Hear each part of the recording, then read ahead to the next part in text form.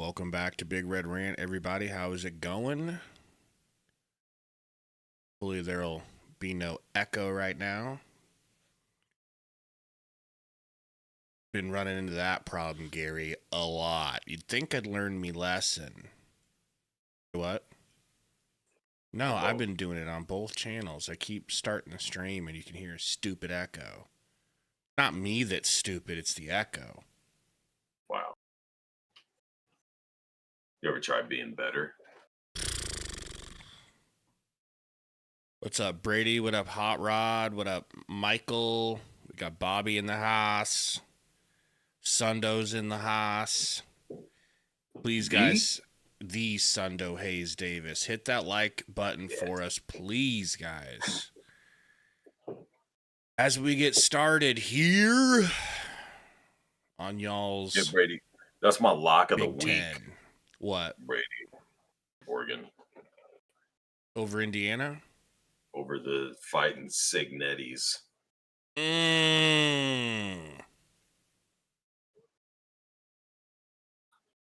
That's going to be a good game. Rule and all these coaches that can't win big games. I know he's only in his partway into his second year, but he got dog walked last year against Ohio State and them. Oh, man, their game's at the exact same time? Exact. I wish they had a night game so I could sit back and just watch the whole thing. 4 defensive guys in the quarter playing defensive line. So for me, this is the first time Ohio State thumped or is thumping Illinois. Considers the big boys. And of course, should we talk about UCLA for a minute? Please. Still projected to perhaps be the first quarterback off the board, if not. Told you last week, I'm like, are we going to have to worry about NFL draft? You know, before too many people get in here, I don't mean to interrupt you, but I'm going to interrupt you real quick. Yeah, because there's no doubt. What's the over and under? How many people bring up? Probably has the best morale they've had all year. If UCLA could do that to Michigan State, and we barely won by 11. What does that say for us? Well, it slightly does diminish our win over. How come people don't do that the other way? I'm just saying both ways. I'm not saying one's right or wrong, but people like selectively look at, well, they lost to this team or only beat. I'm not saying Nebraska. I'm just saying a team, when you're doing comparisons, like say a score prediction. Well, this team beat this team by this much, and then that team beat that one. So this team should be better than that one. And then when they line up and play, because of matchups, it's a completely different outcome. You sound like you just popped a cold one. Just a little Red Bull for the non-sleepers. For the hour and a half for cat nappers. Wow. Like Florida State beat Alabama early in the season. Game week 1, 0 week, whatever it was. Florida State's getting ready to lose to Pittsburgh. And Alabama's about to finish off Missouri, who a lot of people thought would upset Bama. So is Florida State better than Missouri? Would Florida State be favored and pound the piss out of Missouri? All I'm saying is I'm more worried about UCLA now than I ever thought I'd have to be. Yeah. Oh, did you watch any? You didn't watch any of the Michigan State game, did you? What happened? Childs isn't good. You know how he kept airmailing passes against Nebraska last week, and we're like, man, must be the win. He's throwing short one way, long the other way. I was flipping back and forth between that game, Ohio State, Illinois, and Alabama, Missouri. And I bet just in a little bit, I watched that one the most, but from the bits I seen, he had probably 3 or 4 that he threw 5 yards over guys' heads. So he actually plays like a freshman. Yeah. I think they need to utilize his athleticism a little more until he gets the accuracy and the speed of the game, timing, all that shit down. He's so athletic, man. Against Super. Washington, leading up to that game, had scored at least one touchdown in every single contest. Let's see if he can get back on track for the phenom freshman Malik Washington. There we go. Rolla isn't good either. He does. They tried all different kind of things to get him the ball. He's really important to him, special teams. He said He's Budweiser's the best flavor of Red Bull. As you mentioned, Brock, a lot of screens to him. Not really all that much of a traditional receiver. He's a big fan. With some of their specials. As for that black shirt defense, it will certainly be tested. Sean Singleton had 2 interceptions last week. Michigan State. We got to get this win. Is this a must win? With the young fella Malik Washington. Why not, Hot Rod? Did you have like did you get like all jittery or just not like the taste of it or pointless? I find them kind of pointless. Coach, you're coming off that big win last week versus 9 Michigan pots of State. coffee What'd you a see day. from Real Michigan talking, down the stretch a that real you want to man. see translate Right. in this one today? Yeah, Just get this bomb off my TV. Had a lull there in the middle, and in the fourth quarter, obviously, You guys scored have about won 24 2 points. national So, championships. He has them. I think when our guys are in rhythm, when they're playing together, the thing I loved last week is we played as a team, and so that's what we have to As do. far on the as road. must win, I mean, When you're going up against a quarterback like Malik Washington, trying what's the to top compete in the Big priority Ten for your and defense? We have to try to confuse him. He's a work your great way into player, but being he's a young ranked player, and so we have to show him things he hasn't seen. We don't want to give him a simple drastically picture. improved team And he hasn't been from hit yet. last He's been year, sacked but twice. He's an as far as outstanding just player, and keeping so the slow, the only way steady really to pace slow down a going, guy not with that talent is to try to get to the necessarily, but quarterback. it's gonna make- So our front's going to have to do a nice job rushing today. For your offense, how would you describe the importance of those guys up It's gonna front make to you keep look less Dylan upright and favorable clean in today? Yeah, a you look lot at of the Maryland's games defense. They going do a great forward. job rushing the pass for the Probably two young outside defensive of ends. Number 10 in the Northwestern, middle is an if he loses outstanding game. player. When Dylan's in rhythm, there's nobody better. And so our guys up My front, we have to humble run the opinion. football, take some pressure off the passing game, and then we have to do a great job giving him a great pocket. Thanks, Coach. Thanks. I'm listening to y'all's Hall of Fame coach. More on this not terrific you. quarterback. You're listening to the soon-to-be Penn State Nittany Lion head coach. Is that what you said? Exactly. Idiot. Exactly. You stupid idiot. Yep. I don't know if you guys noticed, but in our last video where we talked about, 2 videos ago where we talked about Penn State coming after Nebraska's coach, Matt Rule. Everybody freaking out on us as if we're saying that Matt Rule's leaving. Just saying. Or they're knocking down the door right now. We're just saying at some point, if things keep going poorly for them, looks like that's what we're talking about. We're not. I'm worried if they after you did your little intro on that video before I started. I'm like, we're just completely speculating and talking rumor type shit because there was some other stuff. Twitter, a couple other channels or podcasts or whatever mentioned like the possibility or just scenarios, and that's literally what we were doing. Not saying like, oh, he's gone, but people want to take it that way. Yeah, and I mean, if you see the title and people like to react without hearing out or like I've got my opinion. Like we do that with each other. You know what I mean? Like you could be having one of those very rare instances where you're accidentally going to make a good point, and I'm adamant on my point, so I don't fully hear you out and do whatever. But anyways, I'm saying there's been talk for a few years that Franklin can't get that team over the hump. They kind of have a Pelini situation where like, yeah, they're going to be a nationally ranked team every year. Have the playoff expectations, but he can't get over the hump. So a good chunk of the fan base wants him gone and a bigger, better coach that can get over the hump. Some people are like, it's just tough. You got to give them time. They revert back to coaches that used to coach at places for 20 years and they'd be at a place for 11 or 12 before they could finally get over the hump.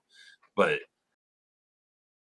when you lose a big game again, like the Oregon game, and then you absolutely shit the bed against a UCLA team that fired everybody that had anything to do with the program because they were so bad, and then you get embarrassed by that squad the following week, like the noise gets louder, obviously. So it's like if they do pull the trigger, which we're not even saying they will. I know he's got a big buyout too. I don't know all the details of his contract, but if they get rid of him, what would make the most sense as far as candidates with the ties that Rule has to Penn State, that he still has to Philadelphia and Pennsylvania and all that, it's like, yeah, I would be worried that a guy that has a track record of being places 3 years and leaving, being in his third year here, having ties to a place that needs a coach that, regardless of what the Husker fans that aren't happy with him think, has high draft stock right now because of how good he's done rebuilding and whatnot. And it wouldn't be crazy for his alma mater to go, we don't need the rebuild that he always does. We just need to tweak some things, whether it's a cultural thing. He brings his own type of culture to How about this, dude? table. Why wouldn't he be a candidate for it? If he can go into Temple and get real athletes to come to Temple and out recruit what their recruiting capabilities should be, and then he can come to Nebraska and bring us into the 21st century of athletes and start getting 4s and 5s and a top quarterback recruit. And next season we got the number 1 safety coming in, along with Trey Taylor already, a couple of 5 stars. If he can, if 27, he's moving up though. Oh, he's graduating early. Oh, sorry. I thought we were talking about. I thought you meant number 27 in the country. But even then, he would still be a 5-star. 27 class. Okay, yeah, my bad. But you know what I'm saying? Like, which is even better for us. I'm glad he's 27. I'm glad we get more separation between him and Raiola. But if he can do that at lesser programs, what kind of athlete can he get at Penn State? What type of roster could he build at Penn State? I mean, I think Penn State's talent and roster is fine. I know it's already up there. That's what I'm saying. But if he could improve what they have, which I think he could, I do. He's just a great recruiter, man. I don't think he gets nearly enough credit for being an incredible recruiter. I think he's really good with coordinators. And coordinators. You're not gonna bat 1,000. Like Satterfield, for example. But there's an argument that Satterfield's style isn't the problem. His inability to adjust was the problem. Like, if he has elite athletes that their strengths are the shit he likes to do, then, I mean, you say that about just about everybody. But I mean, Tony White was a hot commodity. I don't think it'll be long, and Butler will be up for coaching jobs. Obviously, Holgorsen.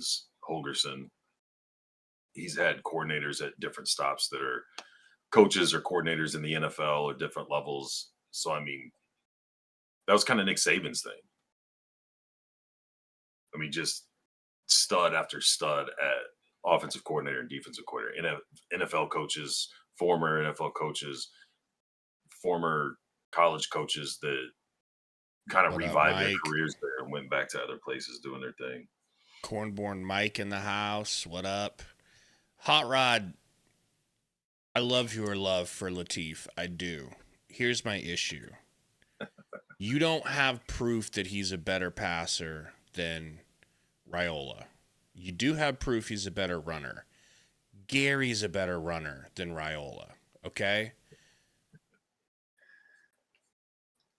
The only proof that you have that he's a great passer is the deep shot that he took versus Houston Christian. I was going to come up with the most nonsensical, fake wheelchair college that I could possibly... Well, to be fair, before this year, nobody knew Houston Christian existed. Exactly. He threw one good deep shot to a wide open receiver, and it was nice. He hit him in stride. It wasn't behind him. I get that. There's so much more that goes into running an offense than throwing one nice shot versus Montana State Tech School for the Blind and Deaf. Okay?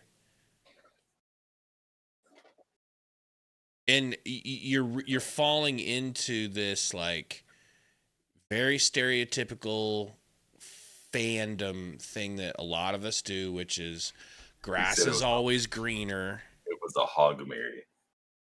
It wasn't even a hog Mary. It was, you know what I mean? It was just a play act, and it was beautiful. It was beautiful. Don't get me wrong. Are we starting? Is this game starting? Oh my God, it's start. A nice drive, snuffed out. You know? Yeah, nope. That's rough. It's not Lovie Smith, Chris. It is not Lovie Smith. Close, though.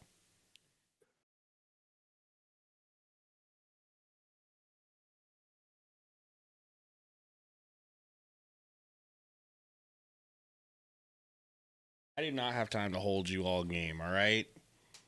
Gonna need to relax. Relax. Yeah, Tiger says, why a draw on 4th and 2? If I had to guess, the run game was really popping, and they probably thought, hey, we don't want to risk getting sacked on 3rd down because, you know, they're going to probably send pressure on 3rd and 2. Let's try to fake the pass, hand it off for something cheesy, but... We're talking about 4th and 2 on 3rd down. They did pass that screen, that little... Sorry, I meant 4th. I meant 4th, yeah. Court. But, I mean, the run game worked early on because they were set up to rush the quarterback and worry about the pass. Yeah. Like, that's what I'm saying. When you line up and they've stacked the box and they've overloaded your offensive line, it's like that's one thing the offensive line has proven to you is they're not moving the line of scrimmage. They're not outpowering the defensive fronts. Yeah. And moving it forward, which is what you'd have to do in that. You got to spread it out. I'd take the points on the road against a team that you should beat and is probably going to be a sloppier, a little muddier game. I'm cool with it on Michigan. You're playing a team better than you. Get up. But I ain't mad. Don't love the play call, but whatever. David, did you see any of the China game? It was a good game. Is it overtime? Yeah, overtime. We were down by like 18 early in the game. Like, Brooklyn couldn't miss. They were playing so hard and scrappy, like it was a playoff game, even though it was preseason. Somehow the Suns they came back. They never quit. They came back. They got the win. It was pretty fun. And then our live stream got busted by some company that works for the Brooklyn Nets, going around making sure nobody's playing any audio of the Brooklyn. Anybody give a goddamn about the Brooklyn Nets? In preseason, I've got some terroristic threats that I'm going to be letting loose about the Brooklyn Nets this year. Let me put it that way. Don't you worry about that, Gary. This true freshman plays regardless of if it's durability, your Satterfield and you're in love with screens or affordability. Only one, whatever. You only want to run. You want to run option. You want to go air raid. Like, all that shit's designed to work. Just depends on if you got guys that can execute. And we did not have the edge. Probably most importantly for the screen game last year with Satterfield was none of the receivers would block. Right. Man. Bradley Mustang, $5 towards your hotel cost to keep you off that air mattress. He said friends don't let friends sleep on air mattresses. Valid point. But Lordy's like, it's a really good air mattress though. It's like, man. You're like, all right, then you sleep on it. I'll take your bed. Yeah, for real. I don't want to take it. Can't be better than his couch. That's what I'm asking. Probably. I think I'm gonna be on the couch. Thank you, Bradley.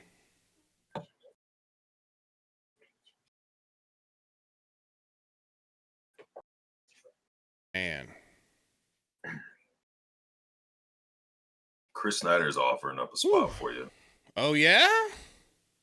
You can sleep here. My couch pulls out, but I don't. Well, that's a good sales pitch. Finally. Did I execute that delivery for you, Chris? Is that way you would have said it?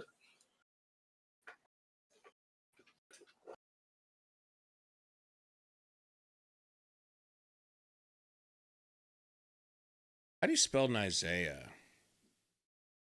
In Isaiah. And Isaiah? Isaiah.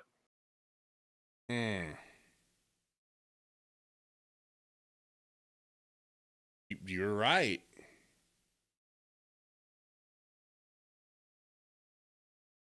Sundo said they're going to bend them over for parking. You're either going to get bent over for parking or you're going to pay for like Ubers and shit, which is dumb. But you could walk. I mean, I don't know exactly where the hotel is that's close to there, but you might be able to walk there. He's going to be down there with the... You might want to wear a Kevlar vest walking back to the hotel after the concert, but... Not a big deal. Just a quick Kevlar vest. You've got two, right? One for you and one for the wife. One for the missus.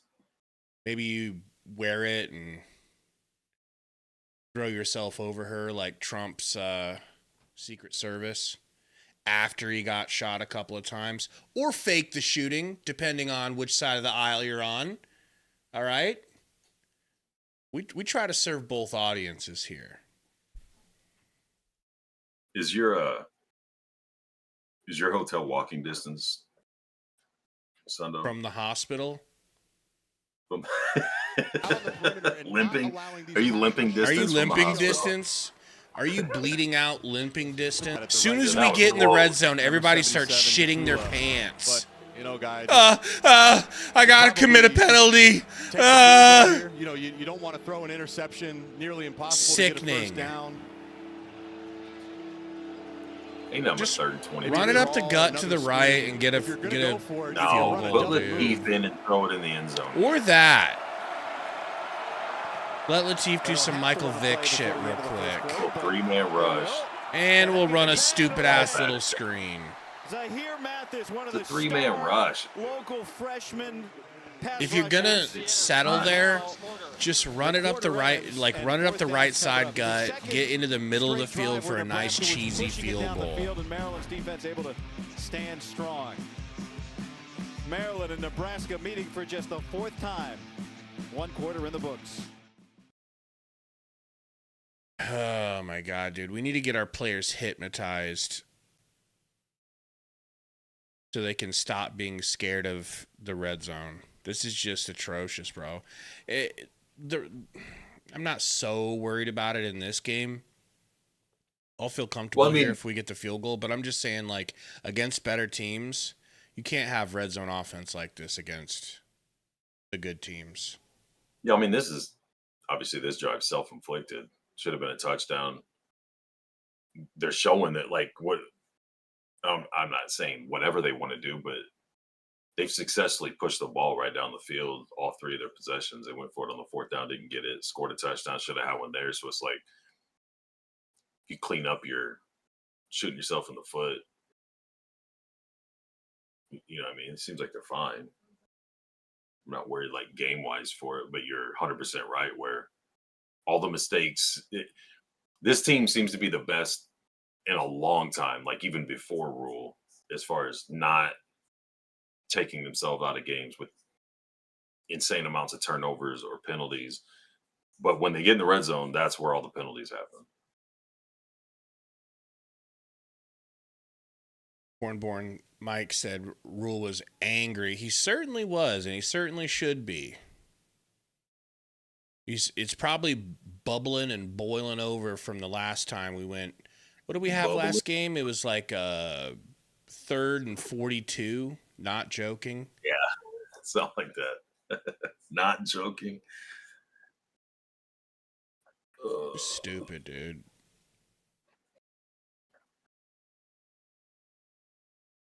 And it's like, okay, you don't want to risk throwing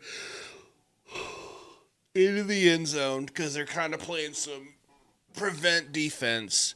So you want to do something cheesy. Why do something cheesy to the sideline? Unless the kicker specifically likes being on the left hash. If the kicker likes the left hash, I understand it, you know. Is it cool if living in Omaha just takes over the headset? I wouldn't mind at this point. He wants Latif at right tackle. Can't believe I haven't thought of that already. I mean, this would probably already be about 2,000 yards rushing. This is definitely the first time a fan base has ever thought that the backup quarterback was greener on the other side. You know? That never happened. Yeah, it never happens. Explosive on the screen. We got to get the ball. Lovie Smith, everybody. 2-3. I mean, has bro never spoken English before? Well,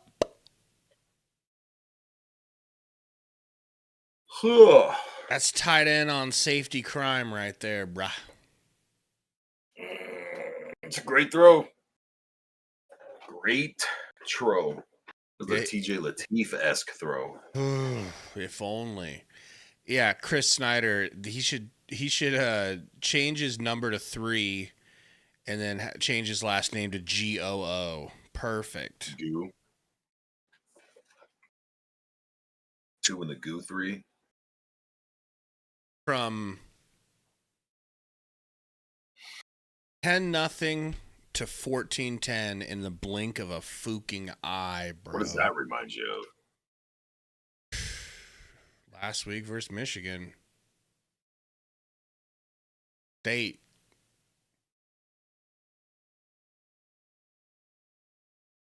Oh, man.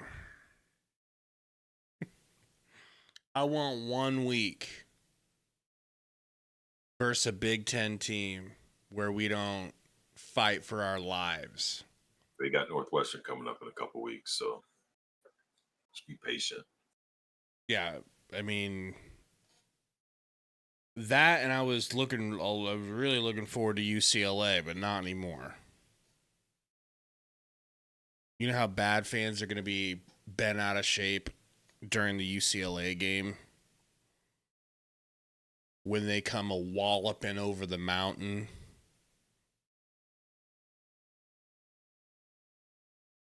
Brian Andrew Anderson says, here's the deal. Here's the sitch. What's the sitch? What he meant to put. Not saying pull Dylan, but maybe give him a mental break and put Lateef in for a bit. Might have reversed effects, but something's got to change. I'm with Ross. Lateef is not coming in unless Dylan's hurt. Dylan tried forcing a pass to one of the exact same 3 options in a tight zone. And the drive before that, you had back-to-back penalties that took you out, literally took a touchdown off the board, but then took you out of any realistic possibility of scoring a touchdown. I don't think there's like atrocious play or play calling. There's some mistakes here and there that have hurt and they capitalize on, but I mean, Royal probably should have just chucked one of them at somebody's feet on that interception for sure.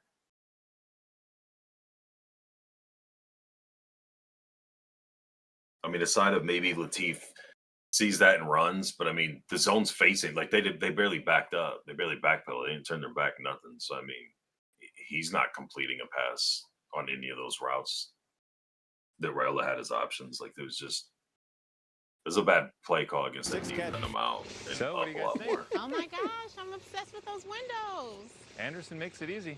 They are the #1 trusted window and door brand.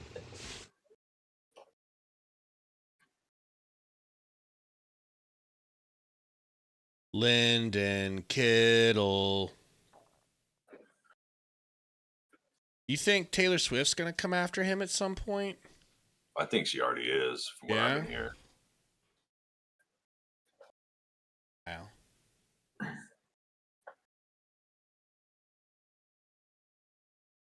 What a roller coaster, man. Can we get a stop now, please? No. Can we? I could really go for a stop, though. I could really go for your boy John Butler to dial something up. Hey, we got a member message, and you just ignored it like a chode. I'm not in the thing, sorry. I'm not in the thing! Oh, and we got a $20 dono. We got Bobby Thies, 10 months, says hit the like button, y'all. Thank you, man. Thank you for using your 10-month message on such a noble cause.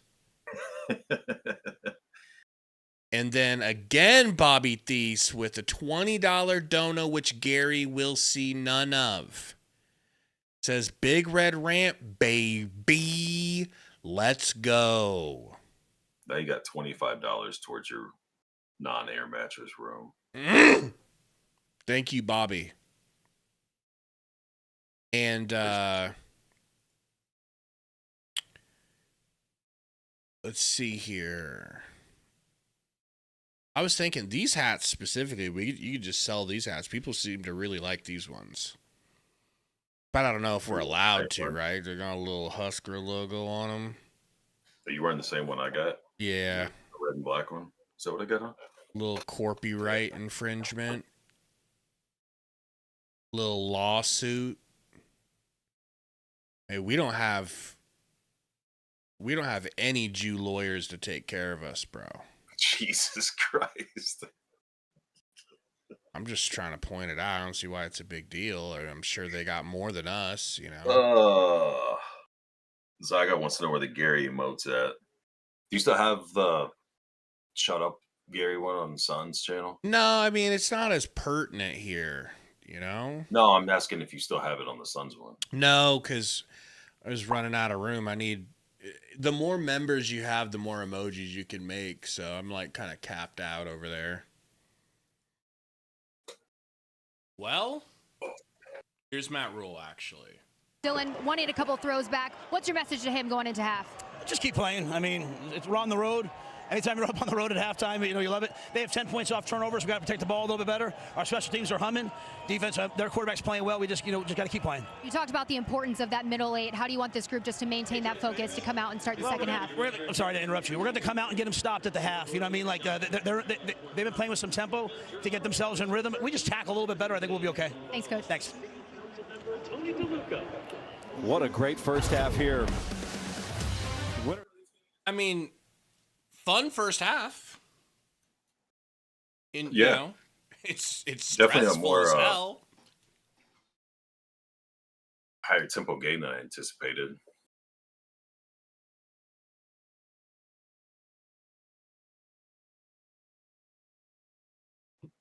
Yeah, you thought it was going to be an old SEC 3-0 at half.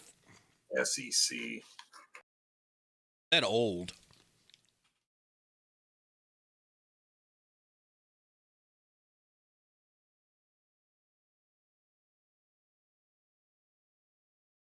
Anybody not want Latif in the chat? I don't know. The noise is definitely coming from the pro Latifs. The TJ sexuals. Like, don't get me wrong, man. I'm happy we have a good backup. And I think he can take over and be the next guy, but like long term, like say Raiola does get hurt with like a bad injury. I think you have a way better than just a backup quarterback, like a guy that could come in and still execute everything you need to execute. But I don't know. It's not taking out a linebacker and plugging in another one. I just don't understand the Raiola hate. Know all the different routes. I don't understand why Raiola hasn't won some people over yet. It's because with the hype and the 5-star and the expectations of the team, he either needs to be throwing for 500 yards and 5 touchdowns a game, putting up PlayStation numbers, or the passing numbers he's putting up plus 100 yards rushing and 2 touchdowns on the ground every game, or he's a bust. And then every mistake he makes is magnified. I just don't get when people talk about like some dumb play calling or the offensive line so bad or we can't run the ball outside of Emmett or whatever, all these other things. It's like, well, all of those things affect your quarterback.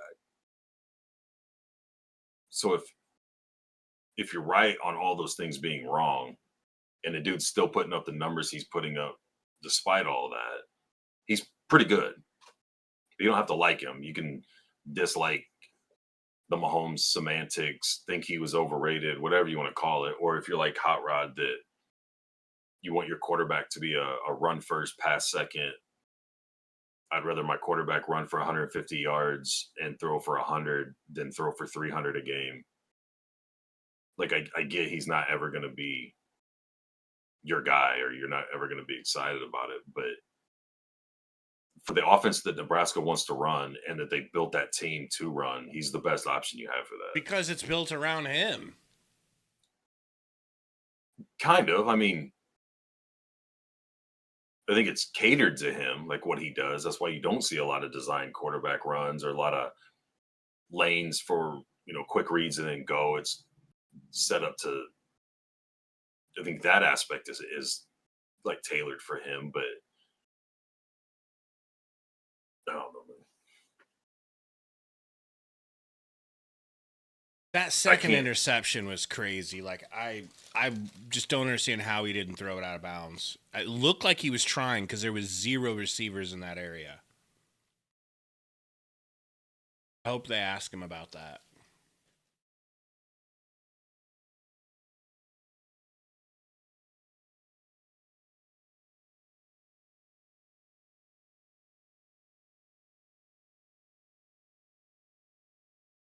The hobo says Tommy Armstrong put up good numbers. I don't think he put up this good of numbers. No, not passing. No.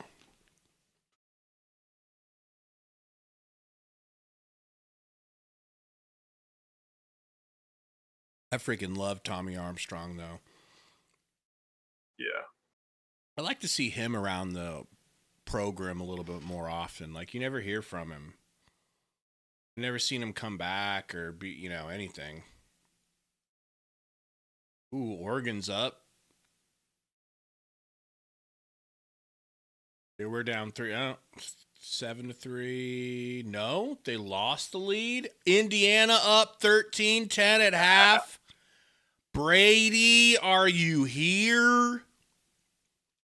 Brady, do we need to come take your belts and shoelaces out of your house so you can be all right?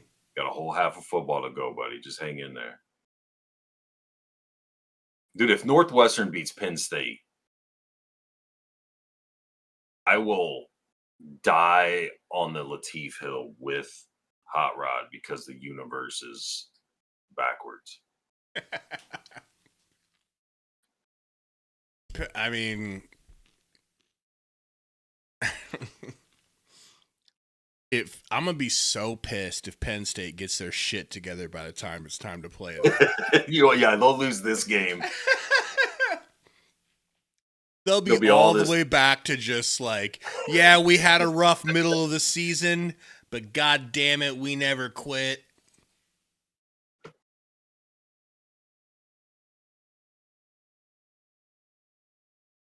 Who does that work for, Hot Rod?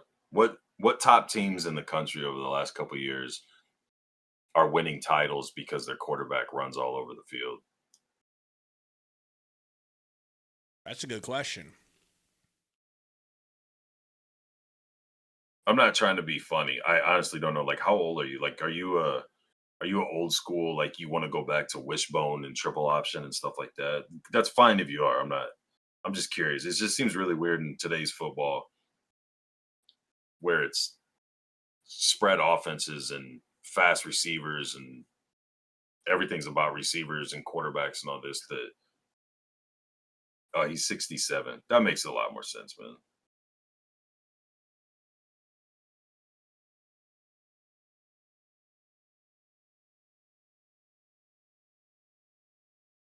Yeah, it's a good point, Chris. He might have got me. I'm saying it makes sense. The older generations or whatever, like I'm even like part of that, where it's like the fundamentals are more important. So like running the ball, less likelihood of turning the ball over, wear down defense, blah blah blah, all that shit. I get it. I'm with you on that, but it's like it's just not sustainable. I mean, yeah, Georgia Tech a while back. You got Army, Navy, teams like that still run a lot of option, don't throw the ball a lot. And it's like, they're fine. They're okay from year to year. Sometimes they'll spike up a little bit, but they're not playing SEC schedules or Big Ten schedules. It's like this is not. It's not going to work anymore to be one dimensional like that.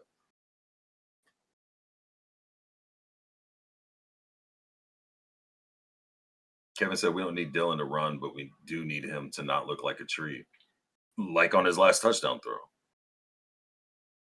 He looked like, I know people are going to get upset, but like Mahomes or Josh Allen type, like running around, extending the play, literally extending it to where he's about to go out of bounds and then putting it right on the edge to where just his guy can get it. Like, it's what you want, what you need. He's stayed relatively clean today.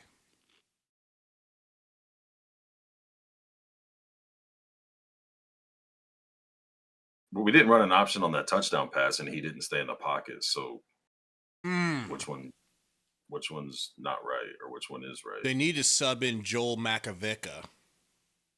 Corey Schlesinger, Joel Makovica, Tom Rathman, and give me another fullback. Any of them. If it ain't the fumble Rooski, I don't want to see it. Ooh, there we go. That's what we need to start saying.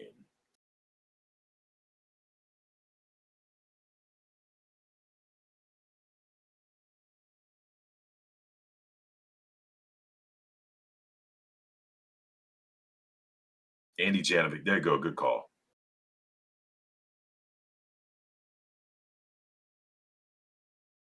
Bobby Thies says RFM is dead accurate, and RFM said, I'm 50. We would wear down the D-line with runs, then Winning Sauce said we pass the ball winning games. I agree 1,000%. That was in early 90s football and 80s football. Again, who is one-dimensional doing that at a high level, competing for and winning championships in the last 10 years? First thing I think of is Bama. Dude, Bama, they're not the same anymore. How much time do you have? I'll rattle off all the quarterbacks and wide receivers that are in the NFL from Alabama. We're not worried about getting to the NFL. We're worried about winning games, Gary. You think that Alabama won all their titles running a lot of option and minimal passing? That's how I thought they got down. That is wild. They're not a spread team. They weren't when they were successful. They weren't you don't spread. watch other football games without telling me you don't watch other football games. So you think they were pass first? Would you say pass first? It's balanced. Everybody's balanced. Everybody who's good is balanced. They have a top tier quarterback, receivers, running back, all that shit. It's not. Their quarterbacks are always duds. Their quarterbacks are always thrown to the best wide receivers. And how if they run the ball 90% of the time? I'm just saying when they do throw, it's a not great quarterback. It's like they get like the best game manager on the planet, put him out there with Julio Jones and friends. All right, so was Mac Jones a TJ Lateef, Tommy Frazier runner? I didn't say the quarterback ran. They're saying they're saying that conversation I'm having with the chat. I'm talking about general run game, just a run first type of scheme, like run more often than pass type of scheme. I'm talking about the situation where Hot Rod is obsessed with rushing yards and rushing touchdowns from a quarterback. And I'm saying, what team is winning titles doing that since Nebraska won titles back in the 90s doing that? Cam Newton? Yeah. You could argue Tebow. Timmy Teebs. But they also had, what was his name, Ryan Leak, throwing the ball. That also was 30 years ago. That was not long after Nebraska started eating bags.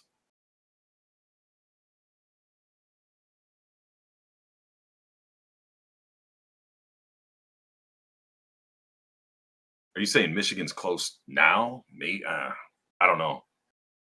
They swore up and down that Underwood was a better pocket passer than Raiola, even after the game, even after the numbers showed he wasn't. Speaking of Michigan, McCarthy wasn't running the option and running for 150 yards a game. What's up? Speaking of Michigan and speaking of Raiola, for me, that was when I had already felt comfortable with Raiola being anointed as like, okay, this is the guy we thought we were getting. I already felt that way. But I thought a lot more Husker fans would feel that way too after Michigan, when you had Michigan fans openly coming out and being like, yo, you guys, Raiola's for real. Like, we know we beat you guys, but like, you guys got a really good quarterback. Like, they were openly admitting that. Do you watch much of the like other teams' press conferences, like before we do previews or after the games? Yeah, because I take video of them, so I watch them when I'm taking video. True. Like when I watch those, he's the first player they all bring up after the game, talking about how good he was before the game, how they're trying to game plan for him, how well he does reading defenses and checking into other plays and checking down routes and things like that. So he's hard to game plan for. The best chances you have is keeping him under pressure and blah, blah. But then there's so many actual fans of the team that are like, no, dude's a statue. I don't understand it. I don't. Maybe they're just not used to having quarterbacks that in their eyes can't run. Yeah. You know? Like, who's the last quarterback that we succeeded with that really was kind of a true pocket passer? Because I don't have Raiola as a dual threat. I don't think of him as a dual threat. Like, in the game, they have him as backfield creator. Whatever the hell that is. I mean, kind of what he does. He scrambles around and try to keep plays alive, but he's always looking to pass. Was Joey Gans in that category? Zach Taylor. Maybe Gans. Probably Jeff Sims. How did we let him slip away, by the way? That Amigos money just wasn't enough.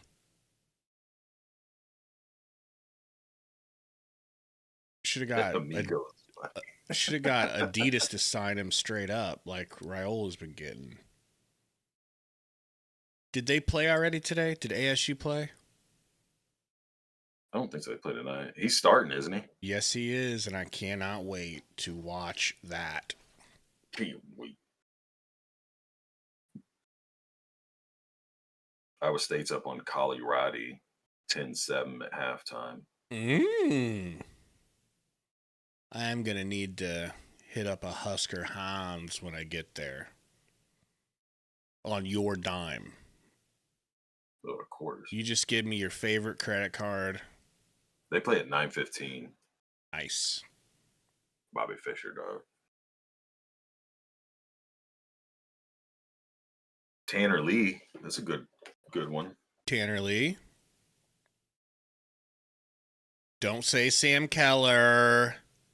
Tiger Shark. Don't bring up Sam We're Keller. Clearly not talking about the same Jeff Sims. He had the audacity to say Jeff Sims was one of the worst QBs to ever play at Nebraska. I just like the way he was so good at taking snaps and he could catch shotgun snaps. Arguably the best at any level. You know, I was thinking about that before I fell asleep because I was reading, I got like the majority of my Twitter feed is Arizona people talking because of the Suns. And so they're always talking about Scattaboo, and right now they're talking about Jeff Sims.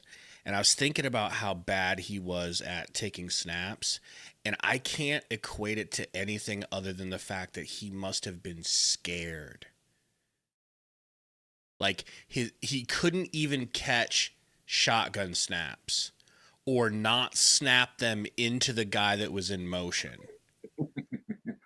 And so if you can't do that, you're not, the game isn't slow to you. You're not seeing what you're supposed to be seeing. Your eyes must be big as a saucer, looking in different directions, worrying about who's about to crush you. Which with our offensive line those years, I guess I can't blame him. Fair point. But he had to have been terrified. And I just was thinking, like, right? What the hell else could it have been? And how is he a star? Like, I would rather start anyone than Jeff Sims in a backup situation. I would rather have, like, some freshman that you think is going to be something someday, some developmental freshman. Why are they playing Jeff Sims, bro? Why is he on a roster? A major roster. Well, he's obviously not as bad as he was with Nebraska. Like, if he couldn't field snaps or not snap them into the guy in motion, like you said, Nebraska wouldn't have went and got him. He wouldn't still be on the team, or Arizona State wouldn't have picked him up if it can't. You're better off just going Wildcat if that's your issue. So, I mean, like, there's shit there. But, I mean, we didn't get to see it, unfortunately.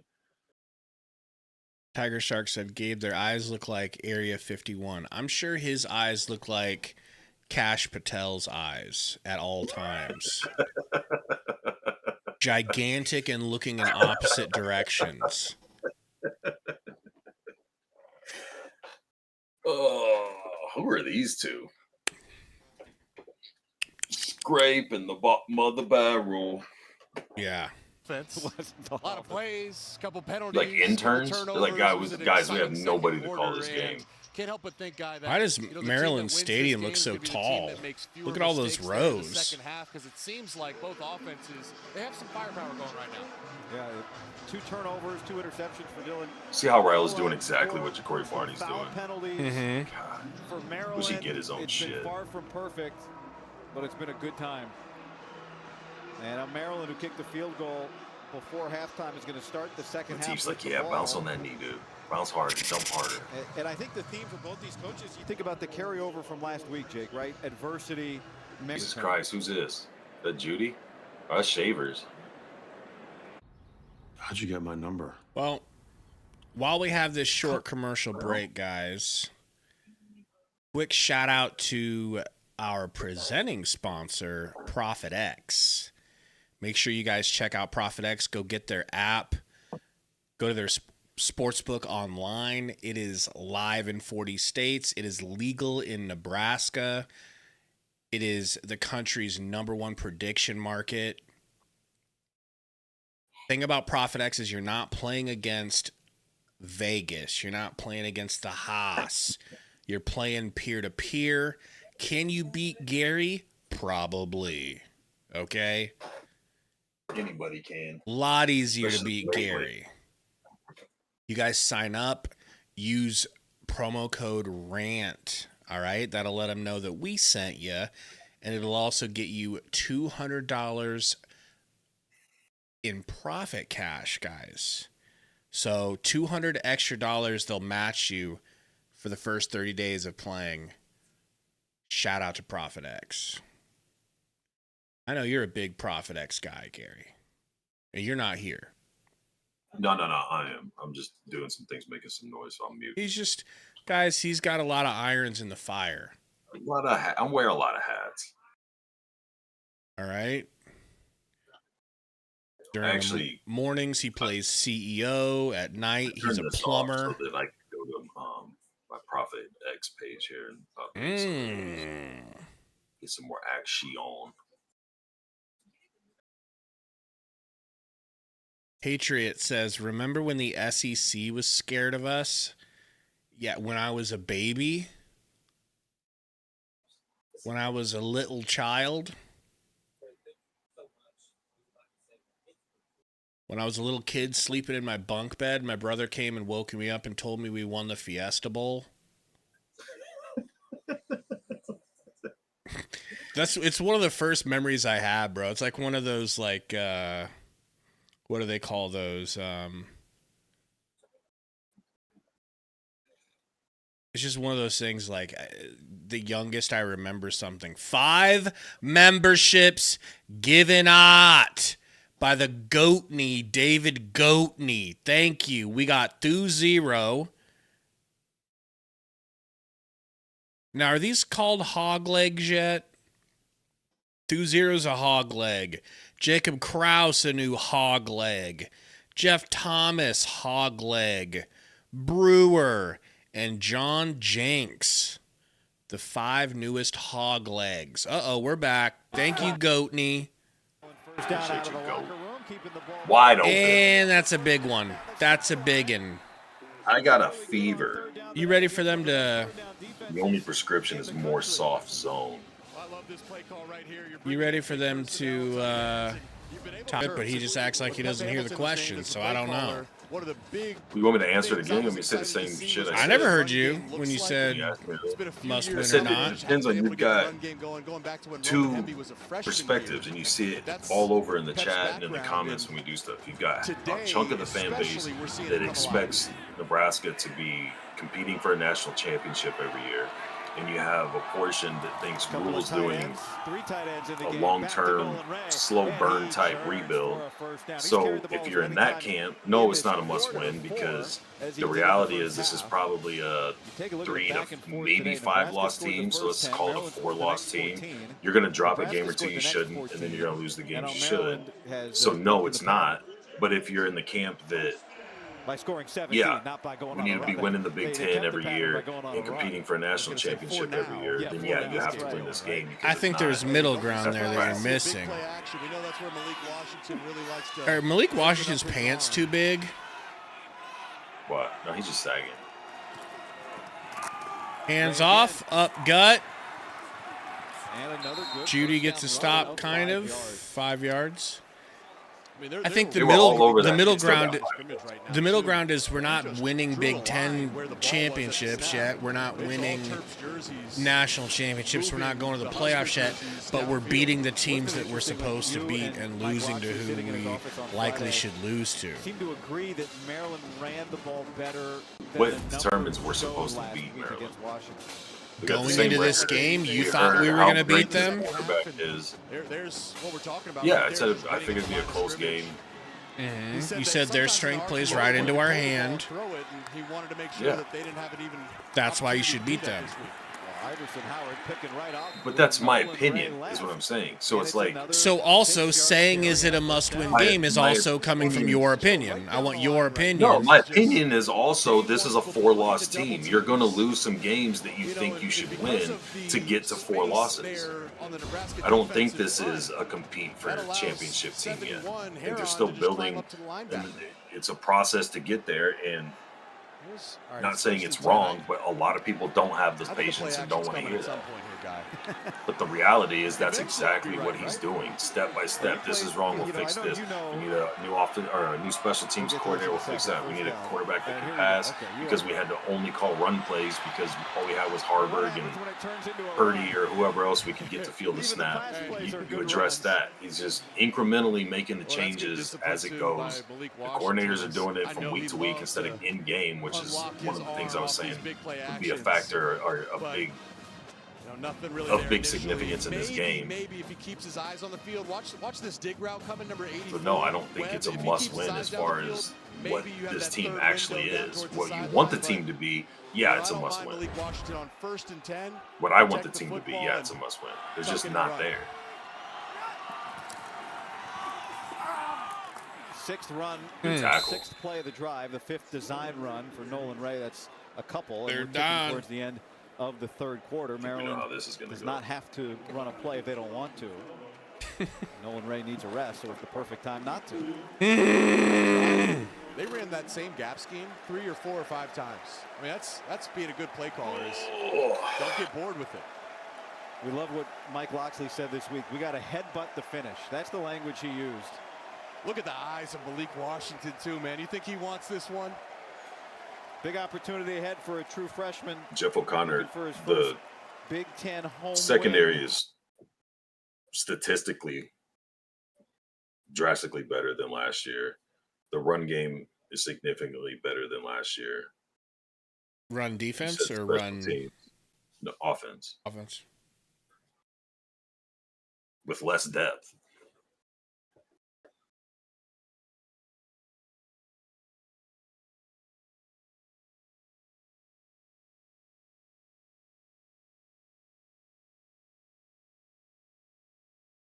I'm a homer because I can read stats. I hear you, man. That's a good point. Good point.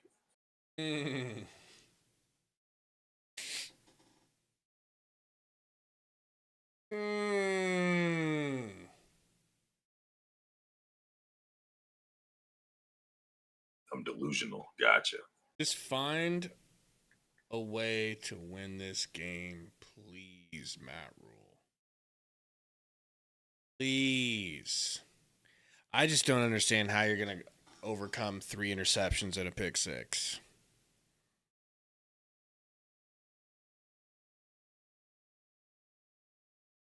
Some bad interceptions today, too, man. Just some ugly, feels unforced interception.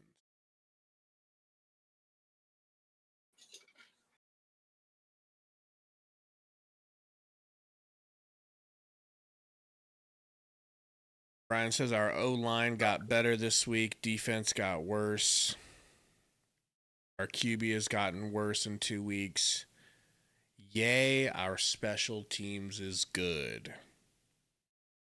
Film over stats. What don't you like? What on film have you seen that makes you think it's worse or the same as last year? I think our pass defense is definitely better than it was. No, pass no, defense no, is no, crazy no. good.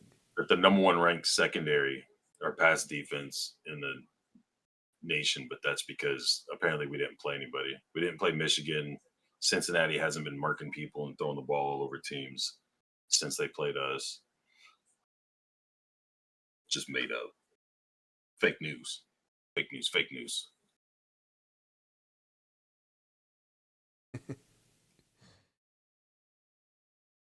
Yeah, but the Cornman, that's one.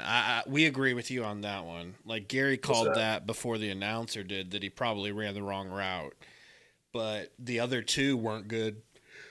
You know, those other 2 interceptions were ugly. Yeah. Coach, you praised this group for the fight that you've seen from them. How do you want that to translate here in the 4th? We're in a battle. I mean, this dude needs to go talk to his coordinators stopped them and this his players. half yet, so the quarterback's playing well. We got to stop the run and make some plays. But we want to get this game to the 4th quarter. Got to get a stop right now. You should cut an ad for. Does nothing for you. He was so good on I don't understand how your brain moment, works. Couldn't get a play off. Am I really don't. How much are we down right now? We're down 4. How much are field goals worth? 3. So you need a touchdown to win this game. Field goal does nothing for you after that field goal you just got. Except so you're still needing you needed a touchdown to tie it. Now you still need a touchdown to obviously win. You can't tie it, but you can't tie it with a field goal now either. So what did you accomplish there? You put yourself in a situation where now a touchdown is a winner, whereas before a touchdown was a tire. Either way, if you had gotten 7, you'd still have to come up the field and at least get 3. So you get it now, you bank it, and then you reset with 9 minutes. You get a stop here with 8 minutes. You come back with like 4 or 5 minutes on the clock, hopefully. You're going to have less time and more field to cover and be forced. Only option is to get a touchdown. And you like those odds better than being inside the 5, taking the shot at the touchdown. Gotcha. Agree to disagree. It's going to have to be one of those, you know? It's going to have to be one of those.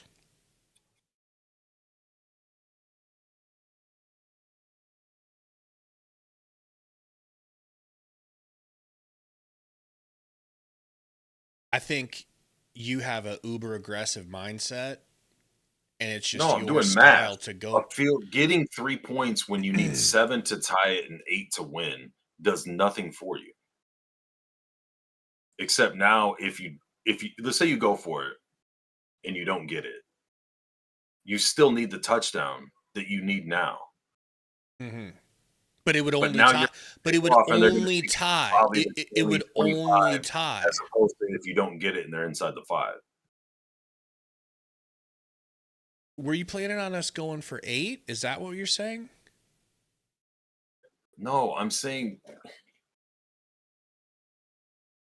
you're the one that seems weird here. Trust me, you're the weirdo. Believe me. Sometimes you can't see it. How do those numbers make sense? If you can't score a touchdown inside the 5, then fine, you can't.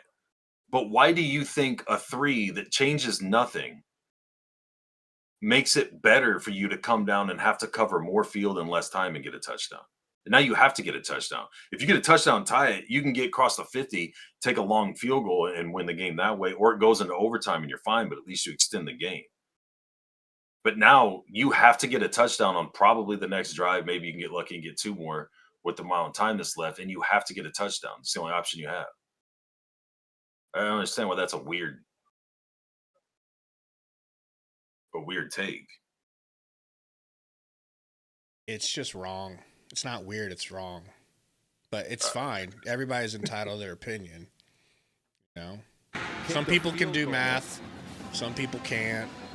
And so now the question is, I don't understand how your math tells you that being down 7, getting 3 is good. Do what it didn't do last week. But that's cool. And that's put the game away. Both these teams. Unless you think they're going to maybe just try to get into 4-point field goal range on the next drive or something.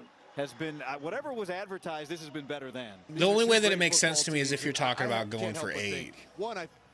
Either now or later, you know. But regardless, the winner of this game, in my opinion, which is fine if it's a later going for 8.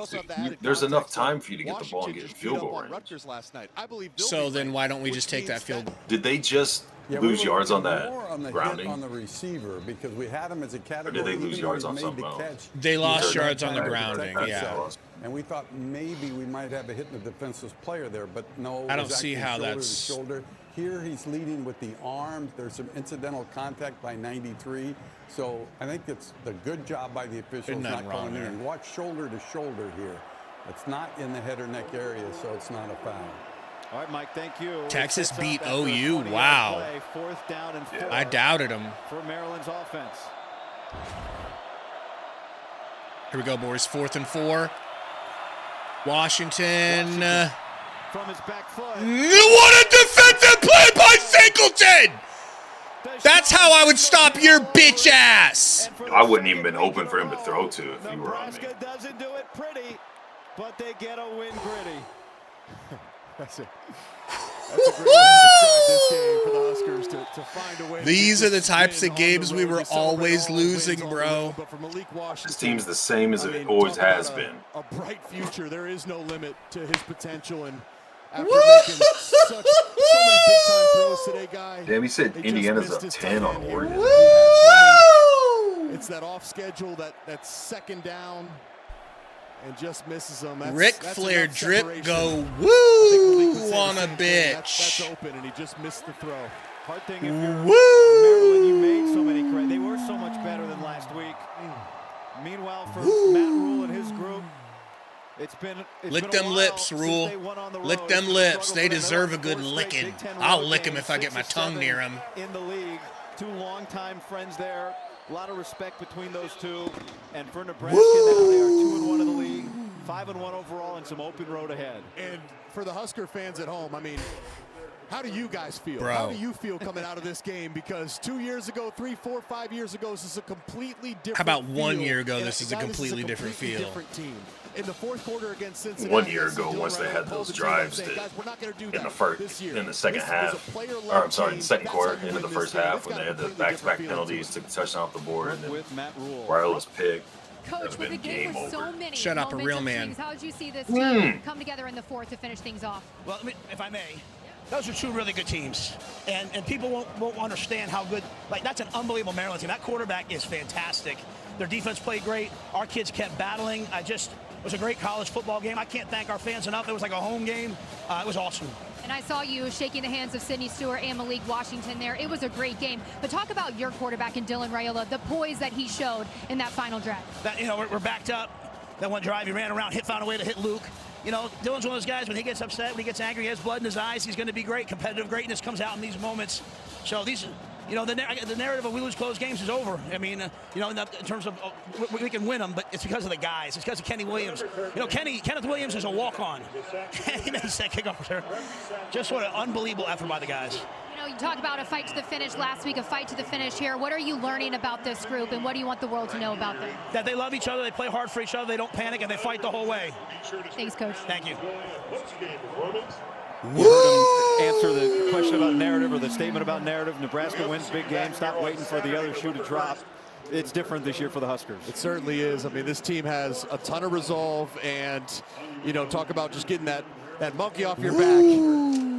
Someone said that maybe the Huskers are cursed. Absolutely not. That is not this team. And now you got to start looking forward, Guy, because the opportunity at hand, if Nebraska does fans that you berate, this is a playoff dark horse on a consistent basis.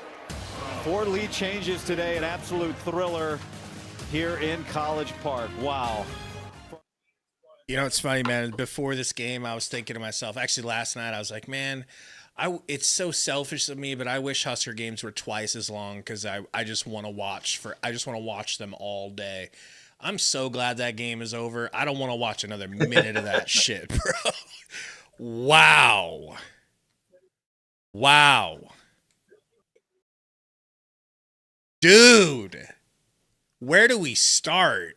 First of all, welcome in everybody to the Big Red Rant post-game show. We'll have the interview. You don't have to go anywhere. We'll have Matt Rule right here on screen when they do the post-game. In person, right?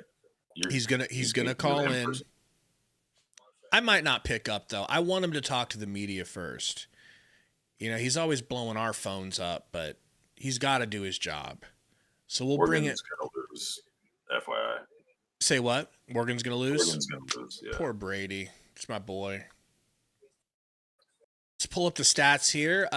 Post-game show is brought to you guys by ProfitX. Use code RANT, and they're going to give you guys $200 on sign-up. Dylan Raiola overcomes 3 interceptions. Throws 4 tutties. 260 yards. Malik played a really clean game, man. 249, 1 touchdown, no picks.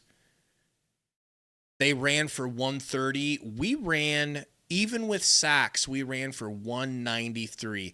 This was a balanced game, Gary. Emmett had 179. Says, I see 176. Am I wrong? I don't know. Mine shows 179. Okay. And Isaiah had 5 catches for 125, 2 tutties. It's delicious. It's tasty.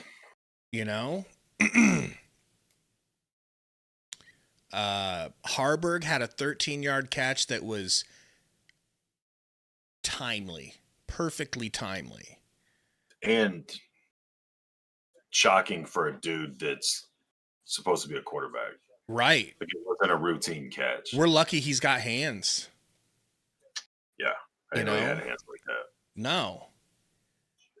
I'm so glad that he switched to tight end and didn't leave. I'm so glad they're actually utilizing him a little bit too, because I was afraid they were just going to hide him, Mason says Hunter is breaking out too. Absolutely breaking out. He should be known on a national level. After last week and this week, he should be known. Dane Key, 1 touchdown, a one-handed catch for the touchdown, as key of a play as there ever was. And Luke Lindenmeyer's 2 catches for 30 yards were actually also both very necessary, important catches.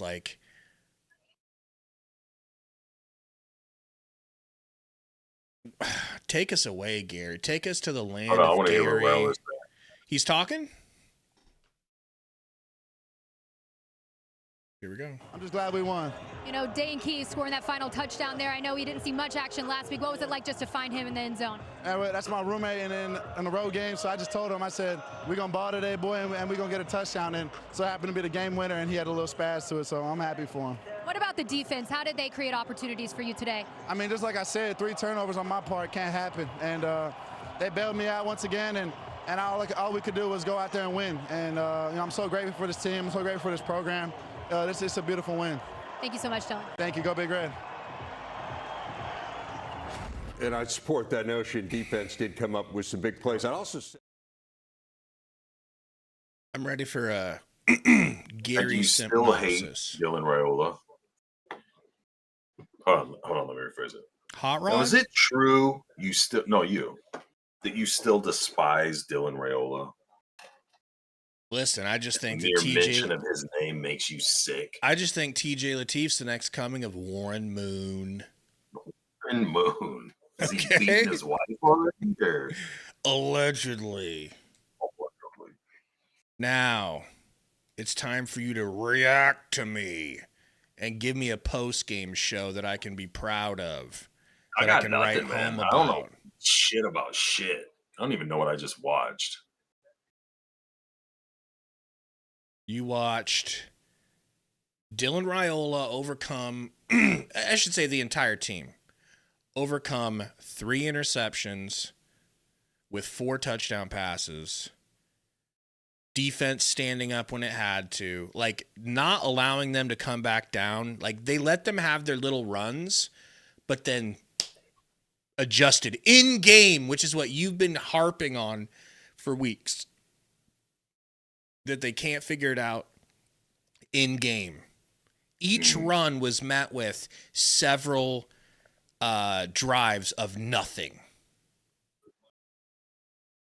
I don't think this game was as much them needing to make adjustments. Like, I think they need to alter. I went on a little mini rant during the game that I think they need to alter what their go-to plays are in short, down and distance, and red zone.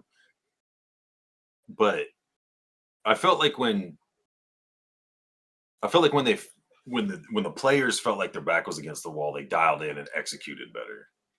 And it sucks that that's not more consistent. I think that's where a lot of the gap is. Part of where a lot of the gap is. I think there's more to blame for it, but of why we're not just blowing teams out or getting these 10, 14-point leads and then running with them, letting them back in. It's almost like, all right, we're comfortable. And they kind of go through the motions, and then it's like, shit, they scored, or they scored and we turned the ball over. Now we got to dial it in. And then you'll have these drives that look really well. But I don't know, dude. Like, the makeup of this team, or the makeup that this team is taking on, to me, couldn't be more opposite of what we've been used to seeing before Rule got here, and even Rule's first 2 years. Whether it's Raiola throwing 3 picks and then the game-winning touchdown after all that, giving up the shoot yourself in the foot drives that takes points off the board or stalls out drives, gaffes on defense that let them get deeper down or score than they should. Those things aren't catastrophic anymore, man. Like, I legit never worried last week that we were going to lose. This game, I was like, man, it's this drive. To me, it all hinged on that last defensive drive. It's like, if we get the ball back, we'll probably be all right. Like, not too worried if we get the ball back, but I wasn't confident we'd get the ball back without giving up at least a field goal. That was another big reason of why I didn't want the field goal. To me, it was just a 4-3 thing, but you don't get it. You still have you have 2 shots to get a touchdown instead of only having that one. Luckily, it didn't matter. They capitalized and got the one that they needed, and it was able to seal the deal down the stretch. But like, we haven't seen this moxie or poise or whatever you want to call it from a Nebraska team consecutive weeks, let alone multiple times in the same season, and I don't know how long. So, like, to me, that's the biggest takeaway. It's I don't know, man. It's not the tempo or the pace everybody wants, but I strongly stand on that things are trending in the right direction. That the team's going to continue. Well, who can argue with you that? Who can argue that? A with lot you of people. No.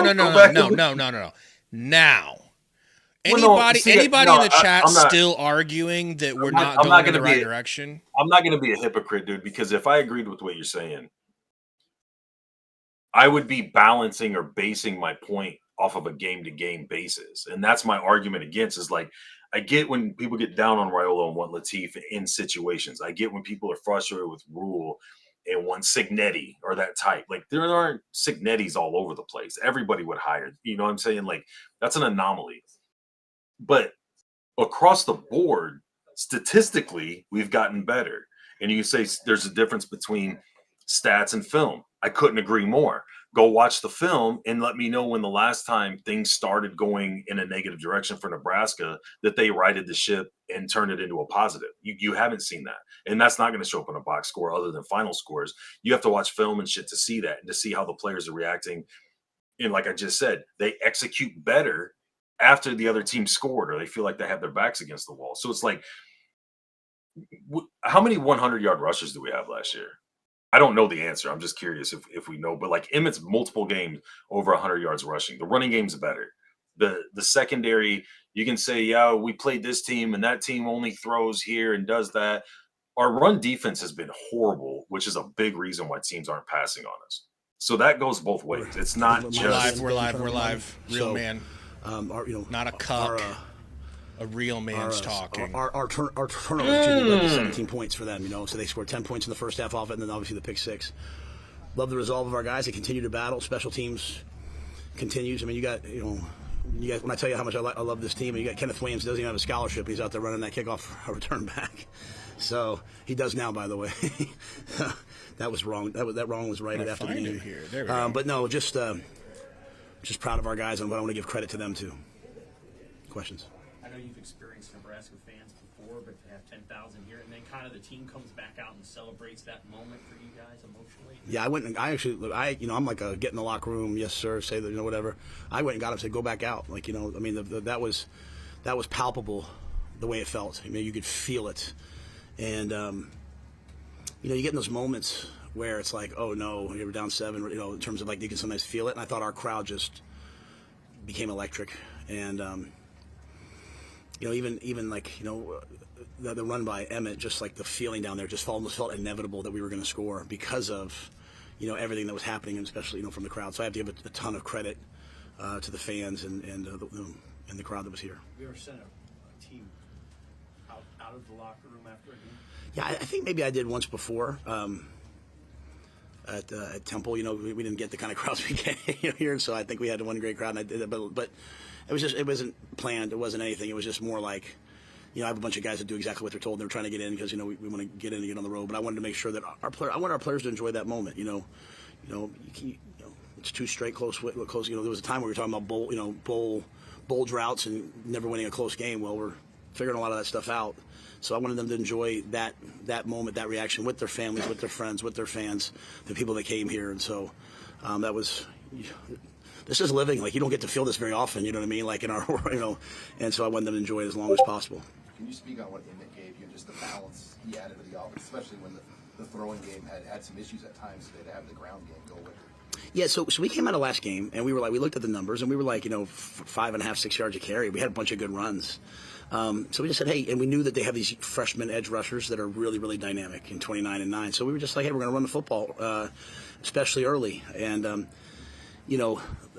that first drive, it was clear, I think of our first 11 runs, I think 6 or 7 of them were 6+ yard runs. So we were feeling good. But Emmett was on fire. And, I think 2 plays that really stand out to me are the play where Dylan was getting hit in the backfield, spun out and hit Luke. And then Luke went down the sideline. And then obviously Emmett's long run. I mean, I was screaming at the officials, and he kept still running because I didn't know, we're not screaming, just screaming like, to run. And I didn't know if he was even still running at some point. It was just such a great run. So, I just think Emmett's the ultimate competitor, but you look at him, like I said, he's third in Big Ten in rushing, so Dana wanted to get him some more attempts, and they did a good job of controlling the clock for a team that's not really a running offense, a passing offense. They did have the ball quite a bit, and then our turnovers in the first half hurt us, so we didn't get a ton of rhythm, but we knew eventually we would we'd break through. In your words, what does it say about Dylan to come back and lead the team to that score after what had happened? Yeah, I mean, one of the moments of my coaching, coming up in coaching, I was a young assistant offensive line coach for the Giants, and in the first half, I don't know if it was 4 or 5 interceptions Eli Manning threw against Tampa Bay, and he came back and won the game, like a kind of a walk-off play like that. And I just remember being like those guys don't get to feel sorry for themselves. They just got to keep playing. And so, Dylan was banged up. He was, hit in the thigh in the first half. Obviously that one pick that the kid hit him late, but he's just the ultimate competitor. It's why I get upset. Sometimes when people, the national media, it's all the Mahomes compare. I'm like, this guy's a stone cold fighting winner, and he wants to win so badly. Ja'Cory, you guys saw that punt return, that last punt return. He reverses field, gets laid out, and instead of running off the field, he just runs right back in the huddle. Man, like, how can you not be inspired by those guys? So Dylan, he'll go back and look at the tape. You kind of live by the Sardavis for the touchdown he threw to Dane in the back of the end zone. I mean, that might have been not a great decision, but he made it and he made the play. The last touchdown to Dane there, the one-handed catch, like that ball's at 6 inches less. It's picked off. It's the perfect throw, perfect catch. So. I'm proud of the kid. Was the second interception when he trying to throw that ball out of bounds? I don't know. I have to ask him. Yeah, just kind of like, Glenn does such a good job with those guys. And my thing was like, hey guys, if it's not there, let's just throw it away. Like we were in great rhythm, we were feeling good, and we decided to take a shot. Isaiah had run by them, earlier. We just felt like our long speed, we were going to be able to run by them, and low pressure, and we just let them throw that ball away and keep playing. So I'm not super sure. Matt, you've not had a game-winning drive on offense in your time here. What kind of confidence, what kind of momentum do you think that can build for you now? You're at the halfway point of the season going forward because of that? Yeah, I mean, it's the same thing always, right? Like, do we have to be in that situation? Like, did we have to have 3 interceptions?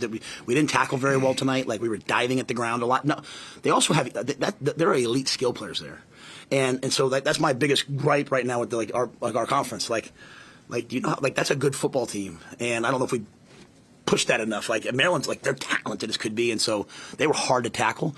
So I guess my point is like, did we have to be in that position? With that being said, we scored 10 points in the final 7-6 minutes, right? Like that's what winning teams do. And on defense you got to put them away. And then by the way, they still I would say, by the way, not to you, Mitch, I'm saying to our team. By the way, like they still had to go down and win it at the end, and then they make the play on third and whatever, and you're like, but then we made the play on fourth. So. Yeah, I think in terms of momentum, I think it just continues to breed confidence. The biggest thing I felt was like no one was panicked on the sideline, but they weren't panicked last week. Like the Cincinnati game, that's three close wins, that comes down to the end, and our guys are very, very comfortable in the fourth quarter. And really, these are all the questions you guys have asked me about, like, how are we going to get over this thing? And I said, hey, we're going to inoculate them by doing it all the time. We're going to teach it at a high level, and I thought we did it pretty well there. So that being said, we were 5-1 last year. And so, it's just about playing the next game, playing the next play, playing the next game. As corny as that sounds, man, I sit there the whole game. I can just tell you my nerves inside, guys, are going 100 miles a minute, and I just say play the next play, play the next play. Like just keep playing. So I'm preaching that. I believe it. Couple more. Touched on it, but can you speak more on that relentless pursuit of this team, just doing whatever it takes to win that may not have always been there before? Well, I think, in fairness to our guys, I think we're just better. I mean, I think our guys battled, my first year. I love those guys. Like, whatever success we have here moving forward, I'll always look back to the Reimers and the Nick Henriches and all those guys. Like, those guys were absolute warriors. And so, I remember Ty Robinson saying to me one time, he said, Coach, the one thing about us Nebraskans, even though he's from Arizona, he comes from Nebraska blood, right? That mom and dad went to Chadron State. Like, I remember him telling me, he's like, we can handle adversity and we don't quit. And so they've always had that. We're just getting better, and we're just making play. I mean, Pritchett kind of rolled his ankle and he played, hard. At the very end, he just was just really starting to limp on it. We put Turner in for him. Turner Corcoran, it's been a full year, and he's out there and he makes the plays at the end. So, if I could say one last thing, I think, the offense and the defense, I think they support each other really well, and our special teams continue to come through. Even at the end of the half, it's sort of a shame we took that sack because we got the ball to the 50 at the half. We could have probably kicked a field goal. Back-to-back weeks on the road, short week next week. How do you kind of attack what's next? You don't have a lot of time to really think about this. Yeah, I mean, we're going to do the exact same week. The way we look at it, Friday night is about 12 hours from an 11 o'clock game. So we'll do the exact same game week. Like, we'll practice on Sunday. We'll take Monday off. We'll do Tuesday. We'll do Wednesday. Just Thursday morning, instead of practicing, we'll walk through. And then Thursday night, we'll head up to Minnesota. I mean, the travel here we came on Thursday night. It was first class, absolutely first class. The hotel was elite. One of the best bus drivers we've ever had. But, Thomas, Susan, everything was really, really, really important here. And I think that shows up in the fourth quarter. Like, when I say those things, like, I want our guys to understand, like, hey, the reason why we eat well, the reason why we do all these things is so that in the fourth quarter you have energy to go make the plays to win. It's not for anything. It's not to be entitled. And I thought We had no distractions. We took our guys to a sauna and a cold plunge place, and the owner afterwards told Mitch, he was like, it's the best group of people we've ever had come through here. And so that's not me, that's Sierra. That's, I had asked the high school, we went to walk through at a high school, I had asked the high school coach if the DBs could stay longer because they wanted to get individual drills on 5 a.m. I mean, just the culture of those guys is outrageous. And so we'll have to do that this week, though, because Minnesota's a really good team. It's a tough team. It's a hard place to play. It's been a while since we beat them. We're heading there. It's a game that we're going to, obviously, Julie, my wife Julie there, she lost her mother, Donna, to breast cancer. And my mom, my mom, Gloria, had breast cancer. So it's something we're very, very, very passionate about. And, we're going to it'll be a breast cancer game this Friday. We partnered with Minnesota to do it. So, but we'll have to muster a lot of stuff, because this was obviously took a lot out of us. Is there anything else you want to say just about the playmaking? Like Heinrich with the catch on the sideline there. What a catch. And Dylan, too, I think he was falling down when he threw the pass to Hunter on the last drive. Like, you guys stepped up and made plays in the fourth quarter. Yeah, I mean, and you go back, even Isaiah at the beginning, right, taking that same screen to the house. I mean, you just, you get rid of the 3 turnovers. But again, we're going to have, you want to make those kind of plays. Sometimes they're going to make plays too. The ball's going to get intercepted. But so good to see like Luke make the play that he made, Heinrich make that was an unbelievable catch by Heinrich, unbelievable catch by Dane Key. And so, you watch us play, like DeKeel's rotating in, Keelan Smith's out there, he's rotating in, Cortez Mills out there, Quinn Clark. We trust them all, and they all got to go play. And so, like I said, Kenneth Williams with the big kickoff return. Isaiah Mosey, they had him a 2nd and 20. He makes a great run to get us, in decent position. So it's just kind of the mindset of Dana, like, hey, just we're going to put the ball out there, and guys have to go make plays. All right. Thanks. Thank you.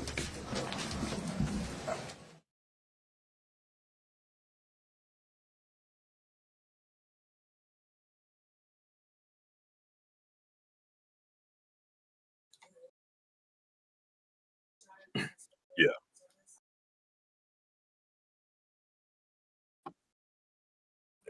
all of it was wrong. He was a bum.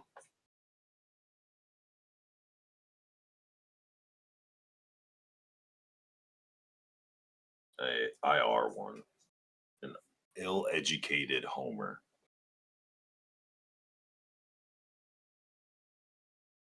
Even though it's clearly hidden. Oops, I was muted. All right, well, we got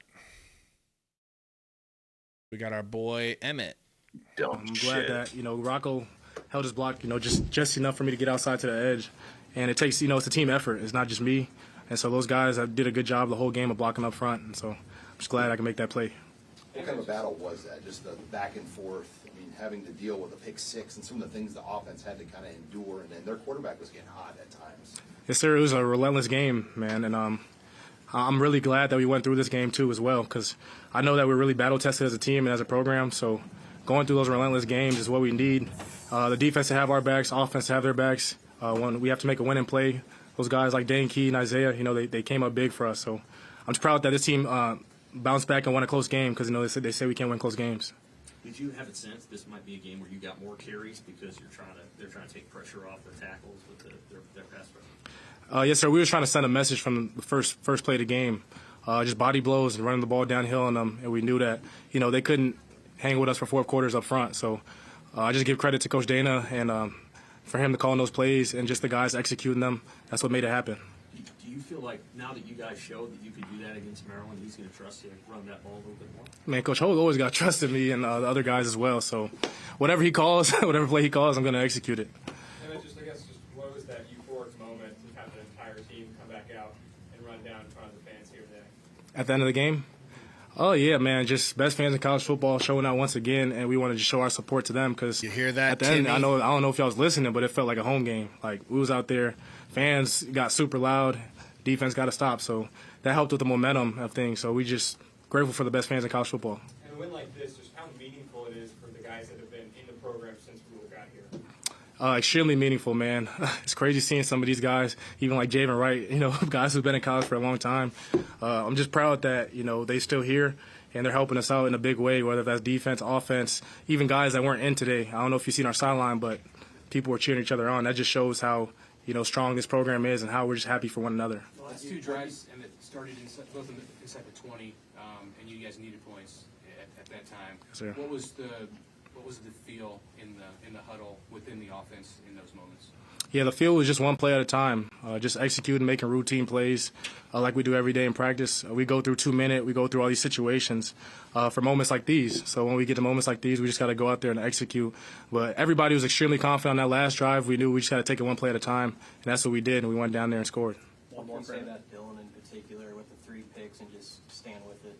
Yeah, like I said before, man, just being relentless. We have Dylan's back through whatever. You know what I'm saying? He throws an interception, does whatever. We're going to have his back because he has our back. So that just shows, man, Dylan, he's a warrior. You know what I'm saying? He's a warrior. He likes to battle. He's a gamer. And, we needed him down the stretch to win that game. So he just made the winning plays for us. All good? Thank you. God bless y'all. Yep. Yes, sir. All right, man. Appreciate it. We surely need to get to a post-game video, but anything Are you unmuted this time? I think I am. Dick. I am.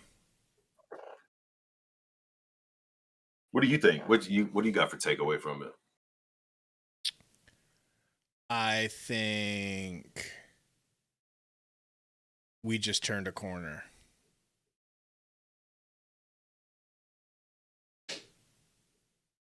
Michigan State Michigan State was the same way, but we had the lead more towards the end. It was a little bit more comfortable. This is one of those games where the team showed me something that I haven't seen from them before, a winning fourth quarter drive from Matt Rule.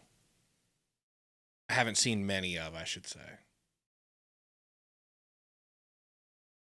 How many times does this game play out like this?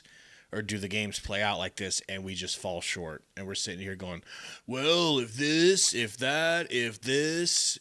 We don't have to do that. Got it done. $10 dono from a real man, David Goatney, who is living in Omaha. Says, great stream, guys. Thanks again. Thank you. All right. And then your boy Timmy is getting cooked in the chat. He's going 1v everyone right now. Good on him, man. Good on you, Timmy. Don't take no shit from these Husker fans.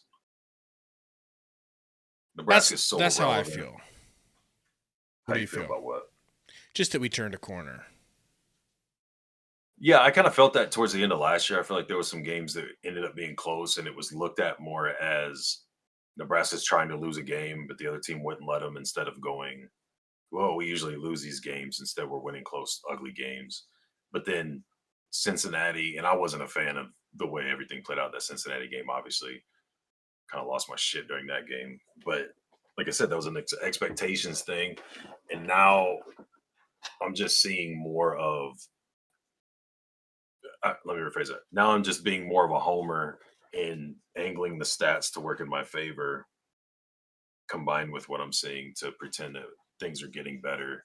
I know they're not the breakneck speed that we would all love to see, but it's happening. Yeah.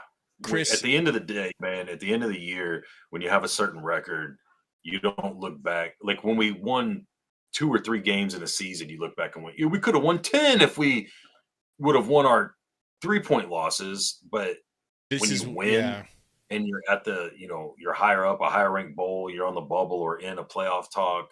Not saying Nebraska will be any of that, but I'm saying the better you get, you don't go back and go, yeah, but this game you had to come back and win. This game you had to come back and win. At that point, you're like, these guys don't go away, or this team is always in it to the end. Iowa's been like that for a long time. Like, not flashy, not blowing teams out, but even if they were down a touchdown or 10 points going down the fourth, you're like, man, the way their defense, the way they do things, they're probably going to win this, or it's not over. Like, Nebraska's finally getting into that category or that world where, whether you like it or not, it's a step that needs to be made to get to the point where everybody wants it to be.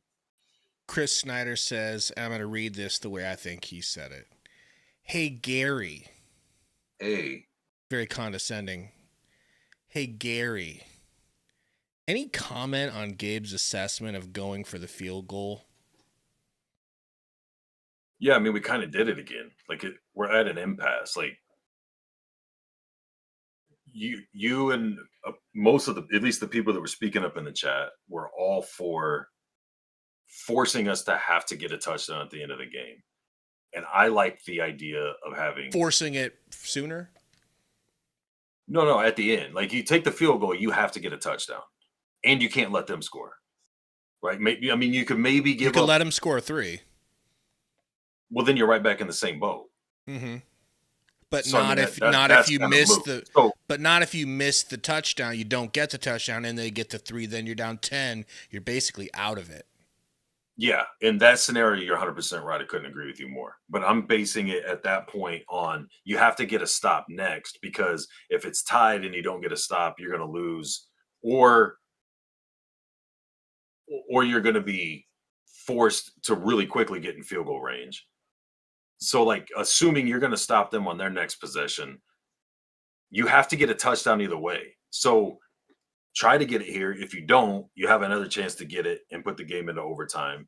If you get it, then you can eat clock. Like, say what I was saying, or the angle I was taking would have played out. We would have scored a touchdown. Say that Dane Key play at the end of the game happened there. And then we wouldn't have had the throw to Harburg. We wouldn't have had the incompletion to Lindenmeyer at the back of the end zone. Excuse me. There would have just been more up the gut runs from Emmett, draining the clock, making them burn timeouts, and hit a field goal, or, attempt a field goal. Can't guarantee anything, but attempt a field goal right down in the red zone, inside the 10, inside the 15, at least for sure, with no time for them to do anything. That was my perspective at that moment in the 4th down, when I'm saying go for it. Like, losing by 4 isn't any better than losing by 7. A loss is a loss. Like, give yourself more opportunities. You have a higher percentage scoring 1 touchdown if you have 2 tries. You have a way higher percentage of scoring a field goal with less time from farther away when you're already down here and you have to get a touchdown either way. So, I don't know. You stay on your side. I'll stay on Hogleg side. Me and Hogleg have an understanding. We see things the same way. All right, but that's fine. I would have thought we would have gotten Raiola out here, but he must be beating off cheerleaders with a stick, trying to keep them away. So we'll wait. We'll wait to hear from him. But great game. Can't wait to do a post-game video that's going to piss everyone off. What are we going to say? I don't know, but I'm thinking there's got to be some good opportunities to get some rage bait out there. Well, we do pretty well even when we're not trying. So. Right. So imagine if it's one set up well.